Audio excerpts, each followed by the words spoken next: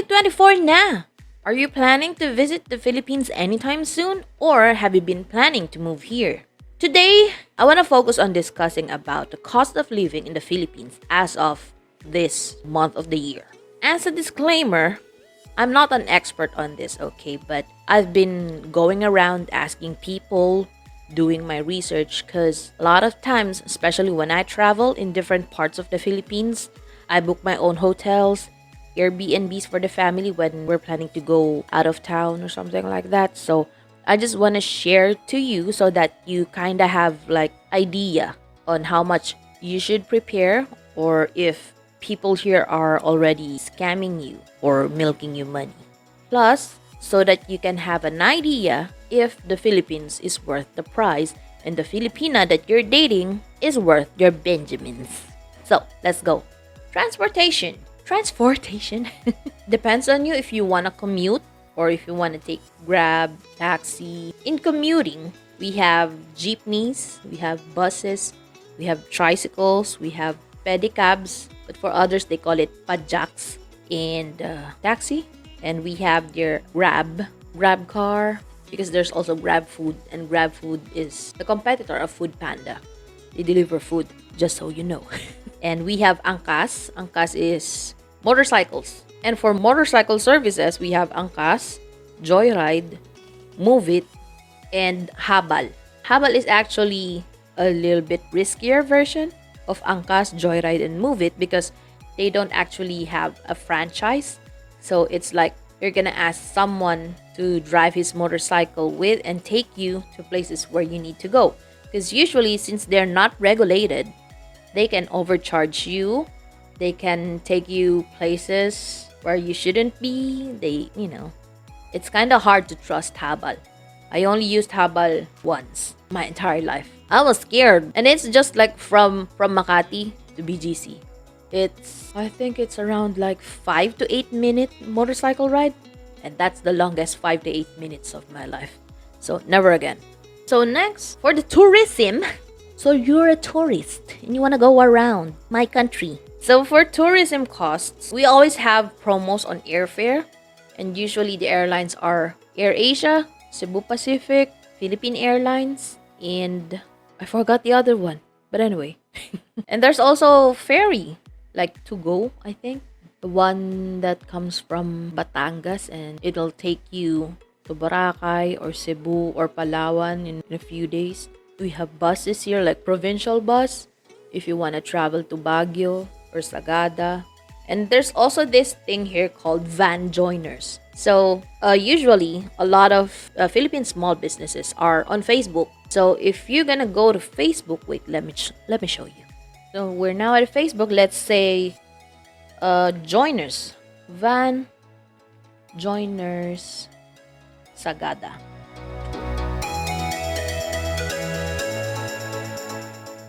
Here, as you can see, so it depends on where you're going, but most of the time a lot of these businesses roam around the Luzon area. Luzon is the biggest island in the Philippines, where the National Capital Region or Metro Manila is located. So here, travel seekers, organizers, joiners, group travelers, and van renters. Because when I was still actively traveling with my friends, so my office friends, an entire van here can accommodate up to 18 people, and that's Nissan or van, usually. We go to a lot of provinces, tourist spots, whereas you need to fill that 18 slots for that van. And we were like 6 ladies there. Since we cannot fill in the van, the organizer joined us to other groups, hence the term joiners. We just paid to Ilocos, and we only paid around, I think, less than 3,000 pesos per head. And that's already like 4 days and 3 nights in Ilocos. So it's pretty cheap. Pretty cheap. But it took us 14 hours just to get to Ilocos. Like, you're gonna leave Manila around 9 p.m. and then you're gonna arrive in Ilocos province the next day. So if you don't have the patience, I don't think this one's for you. But if you like to mingle with a lot of people, catch the vibe, traveling vibe, long drives, then I think this one's for you. Because the tours already consist of going to lighthouses, the lovely beaches, waterfalls, giant windmills. So it's already there. You just have to pay for your own food and, of course, carry your own swimsuit or whatever. And then when you wanna travel other islands when you're coming from Manila, like you can take, since like I said, the airlines usually has promos, so it's really cheap. When I went to Boracay last year, I only spent $80 for a round trip ticket in Boracay. And for the hotel that I stayed, well, Agoda.com. So it's pretty easy actually. You just have to check for promos and always check the weather forecast actually. Because as we all know, the weather is pretty much unpredictable any time of the day, any time of the year. And one tip, when you go on those islands, please leave a tip. Like on the waitresses, when people offers to carry your luggage or whatever, but always keep your eye on your stuff, okay? Because when I was in Boracay, like everyone wants to volunteer to, hey ma'am, would you like me to carry your luggage and this and that? You need assistance in whatever? I mean, you gotta always stay vigilant. But at the same time, be nice, be kind to those people because tourism is their only source of income. So if you have spare change, I mean, I'm not saying that you always have to, but you might wanna, please and thank you. Oh my gosh, I'm swiping my notebook right now. So let's talk about visa fees. Honestly, I don't know anything about this one, but let's Google it for you guys, okay? So, Philippine visa application. Visas, Bureau of Immigration, Philippines. So you can check immigration.gov.ph/visas. So we have this: immigrant visa, non-immigrant, and special visa. Since you're just gonna visit, maybe you wanna stay for more than a month. Let's see. Student, prearranged employment, trade or treaty, temporary visitor visa. Extension of authorized stay beyond 59. Visa waiver. So, I won't go through all of this since I know you guys have very short attention span. But at least you know which website to go. Okay? So, let's go to where to apply. Other immigration offices. Click here to see the list of offices authorized, and it's not even clickable. What? But anyway, a friend of mine said he got his at SM Aura in BGC actually. Just have to ask around. Actually, book a Grab because it's more trustworthy. Book a Grab, go to SM Aura and ask the guards. For sure, it's gonna... Because a lot of expats on YouTube also recommend that. They said it's easier to apply for visas there. Extension of visa or something like that. Now you know. But anyway, go visit this website, okay? How much does it cost? Here you go. Take a good look, okay? Since I'm really lazy reading.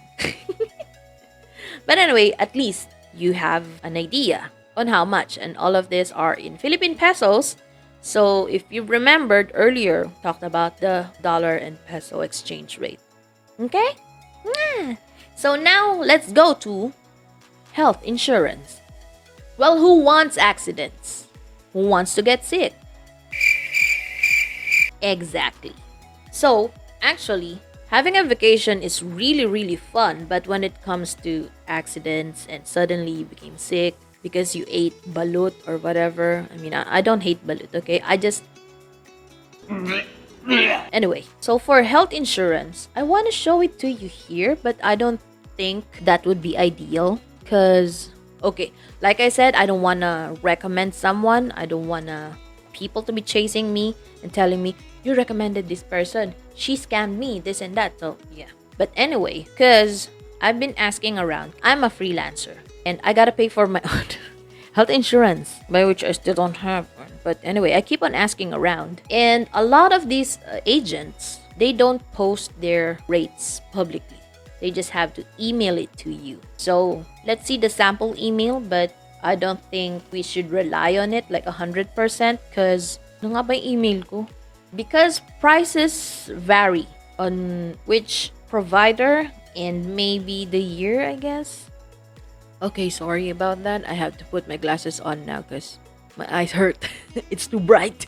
I just swam through my email and found this sample proposal for health insurance. There are a lot of health insurance companies here, but you just gotta, I guess, just Google it, which one works for you, because it depends. Ever since I started working, it's always MaxiCare.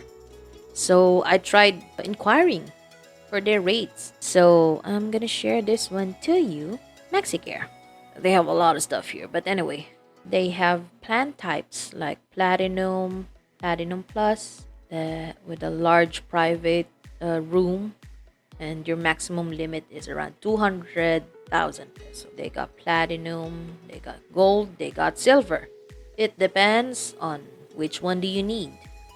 Because when I was working in Makati, we always have this Silver because it was free. So this one is the 2023 individual membership fees. They have age brackets, so you just gotta look for your bracket here, and this is for the Platinum Plus, the Platinum Plus, the Platinum Plan, and these are the sample amounts that, like, if you want to pay semi-annually, want to pay quarterly or annually. If you plan to get like Platinum, let's say you are 36 years old, this is what it costs annually. This is semi, and this is quarterly. And for the cheaper ones, so we were always availing the Silver one. So the company was paying them like 18,394 annually. So just to give you an idea on how much it costs. For other health insurance companies, they kinda have the same amount. So it doesn't really make any huge difference, but it depends on you. But if you want to avail on your own, go to their website and ask them directly.